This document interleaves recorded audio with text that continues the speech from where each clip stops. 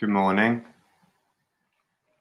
Thank you for joining me here this morning for a morning mindfulness practice.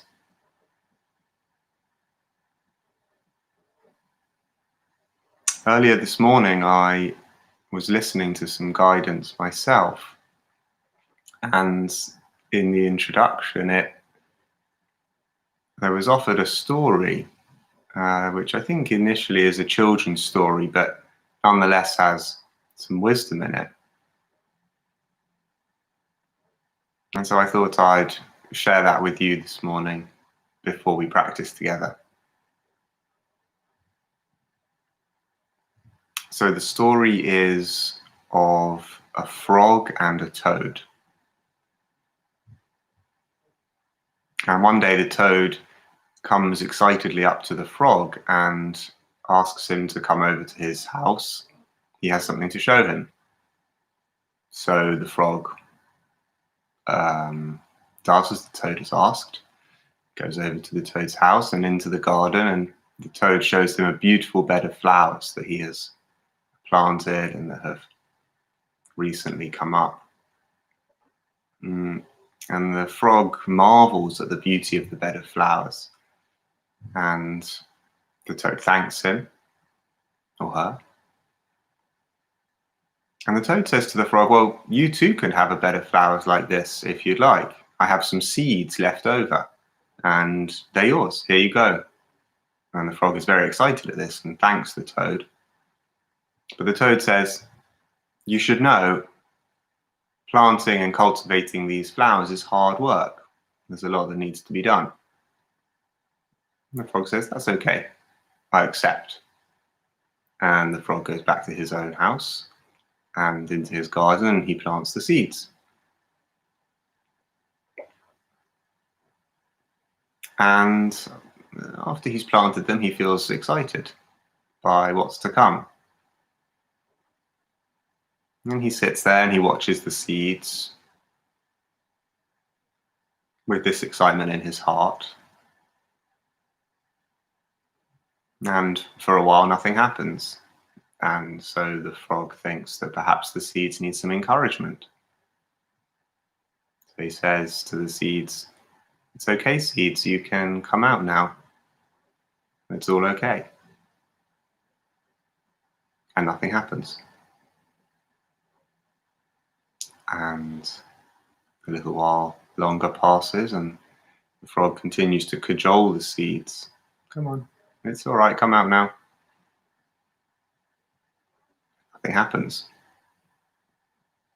And a little while longer passes, and the frog thinks maybe he should take a firmer line. So he instructs the seeds, "Come out now, it's time." And still nothing.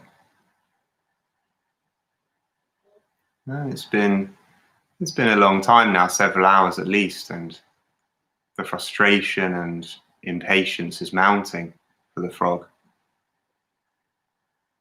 especially with the thought of the beautiful bed of flowers that he'd been expecting and the effort that he's put in so far.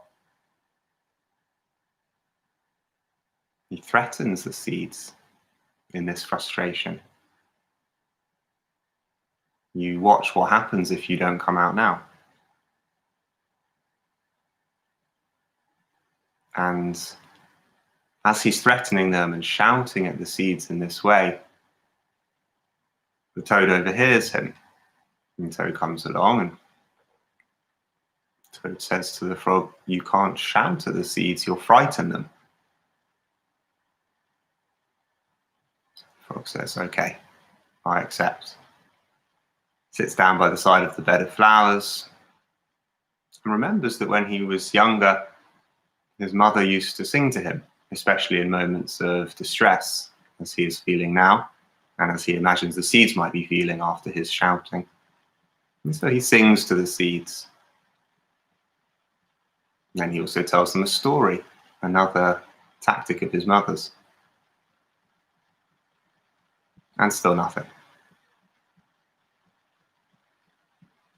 And there's a kind of despondence in the frog at this point, left over from the anger, from all the effort he's put in.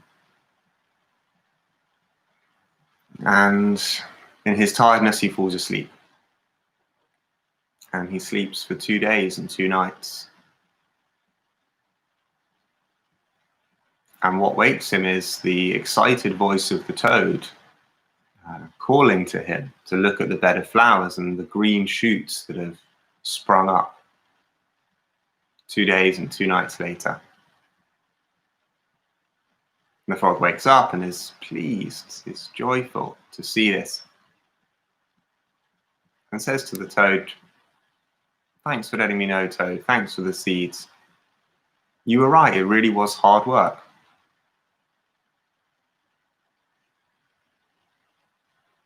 So that's the story. And perhaps the analogy with the meditation practice of mindfulness, is clear. Perhaps not. It speaks to the many ways that we put pressure on ourselves in mindfulness practice and in the rest of our lives for something to happen. The measuring and judging and evaluating that we do. And then even when something does happen, as the toad commented, "Oh, it was hard work," we assume it must be because of the things that we did. And maybe it is, and maybe it isn't.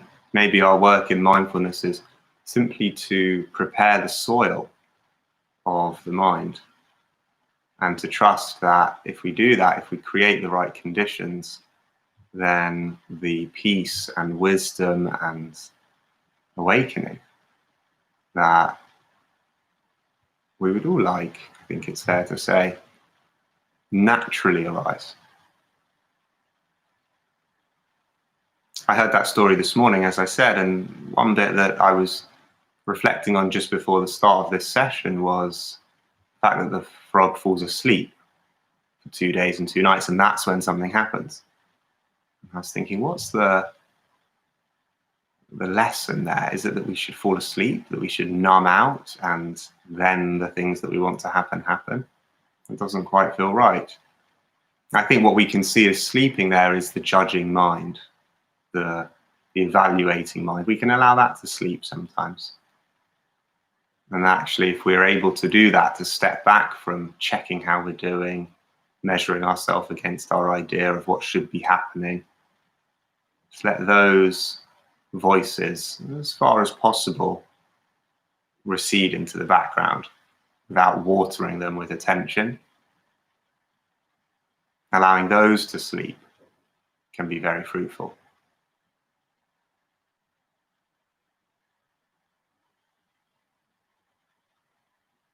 So perhaps the story is helpful for you, perhaps not.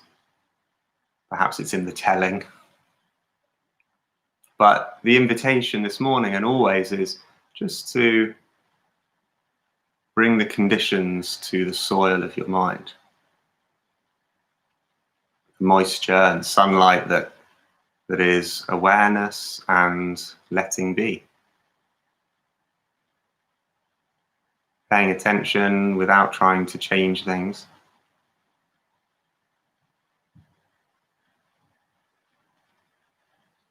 And then letting the many positive qualities of the mind germinate quite naturally, as they do.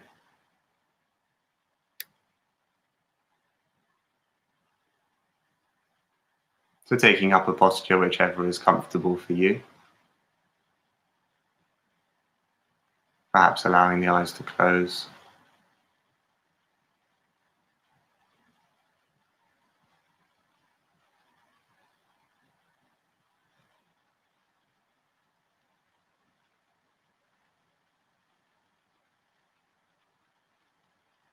And just bringing awareness to the body.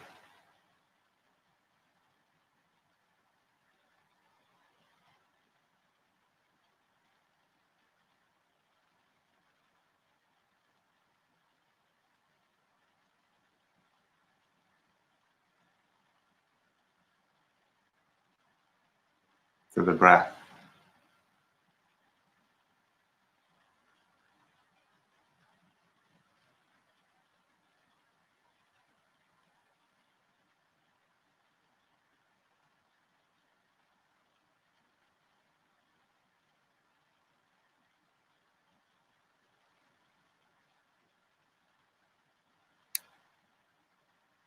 Just bringing the conditions of awareness and allowing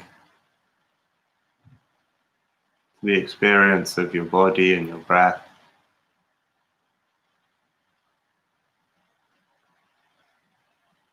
without needing to do anything else.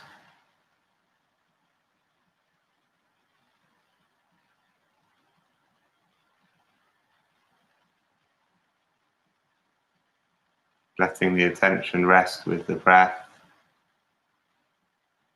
or with a different sensation if that's preferable.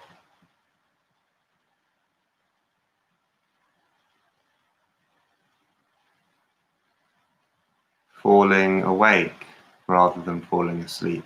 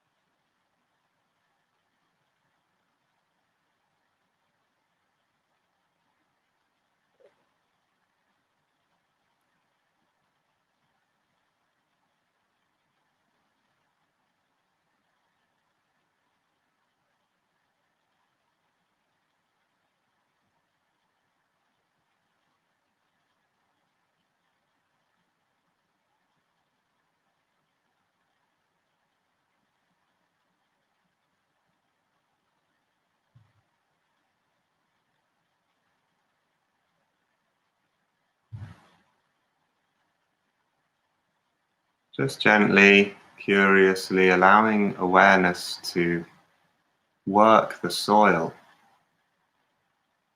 of your body and heart and mind, just by observing it.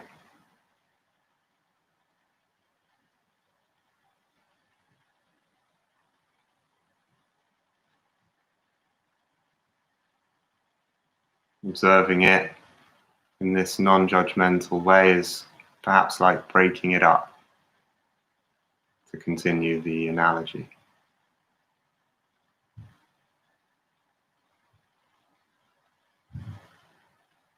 Breaking up the soil and allowing the sunlight and moisture to permeate.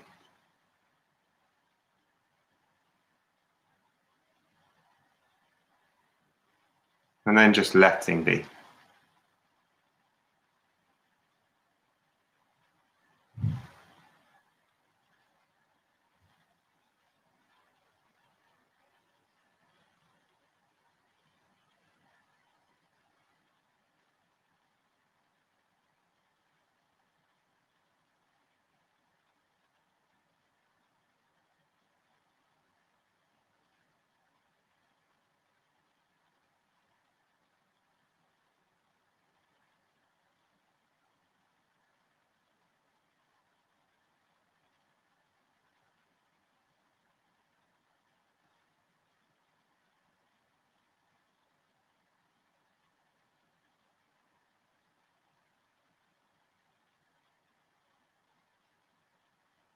Returning as often as you like to an anchor in the foreground, the anchor of breath or hands or feet, perhaps to the field of sound around you.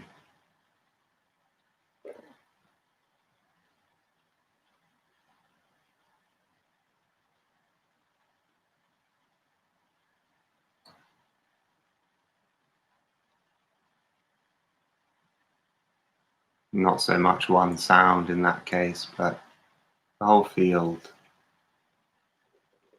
inside and out.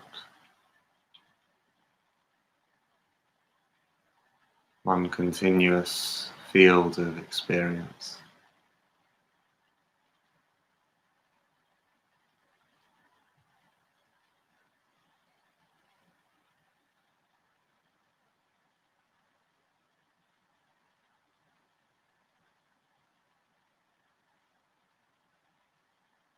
And just trusting that spending time in this way is creating the conditions.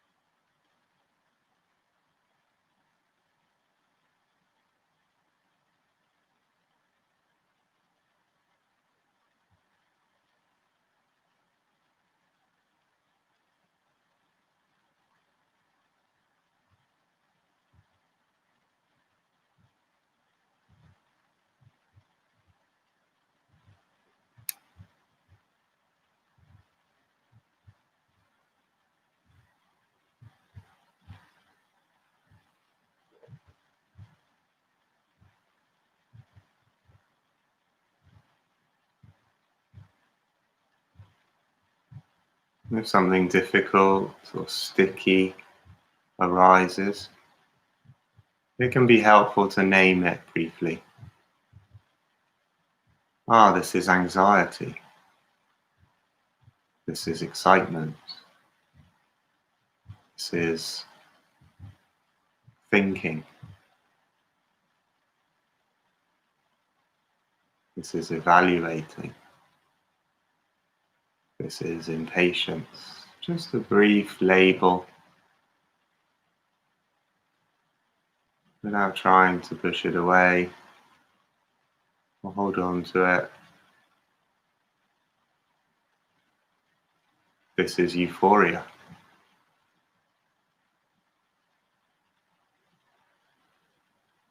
And just letting be. Awareness and letting be.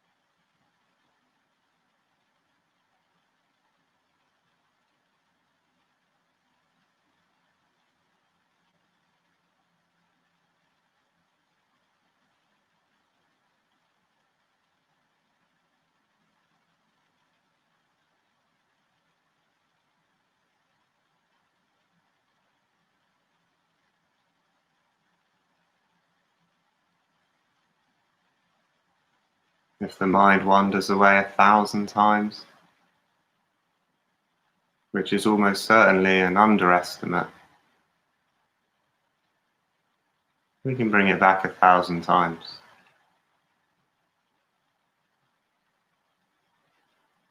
Each bringing back a strengthening of the muscle of awareness, a moistening of the soil,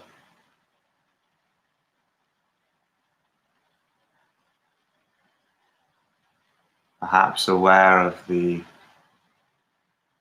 judging voice, assessing whether this much wandering is quote unquote normal.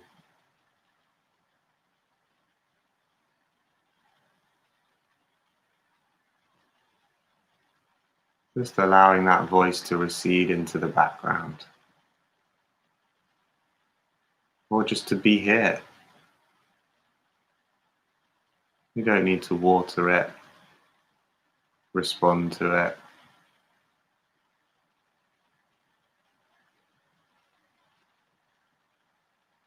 Perhaps that voice underestimates the scale of the task or the time frame involved.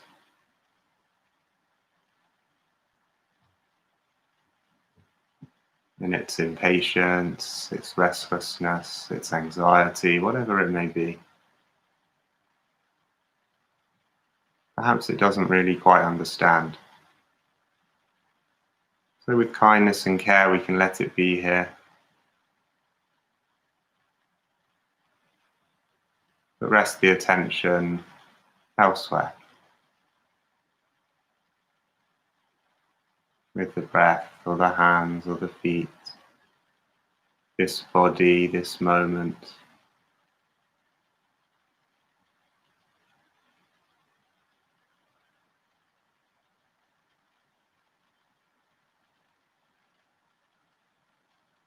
Allowing it all to be here in the background, including what is difficult as far as possible.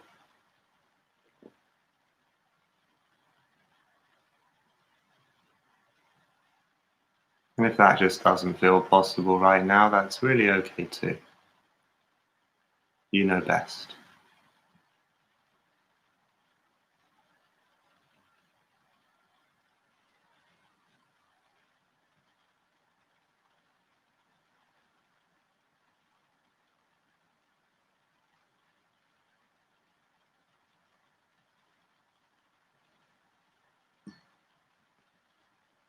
And then just allowing the words of this poem to drop in, moisten, work the soil themselves.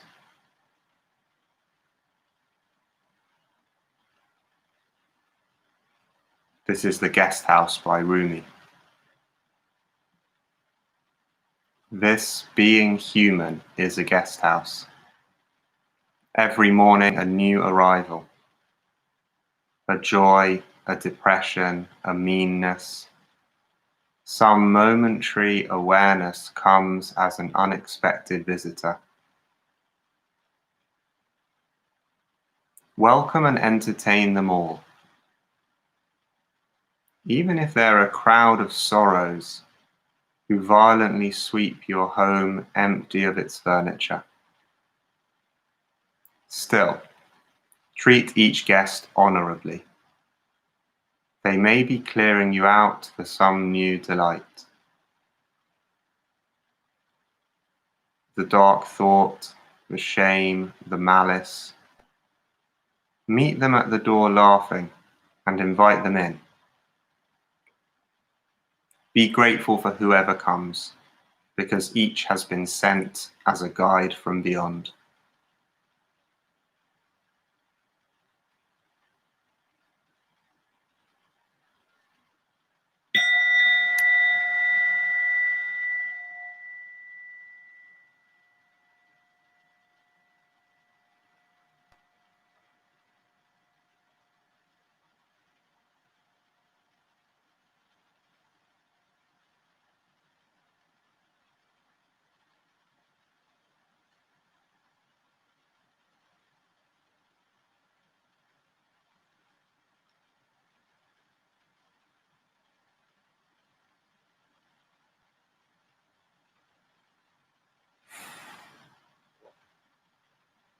Thank you for being here and allowing us to practice together this morning.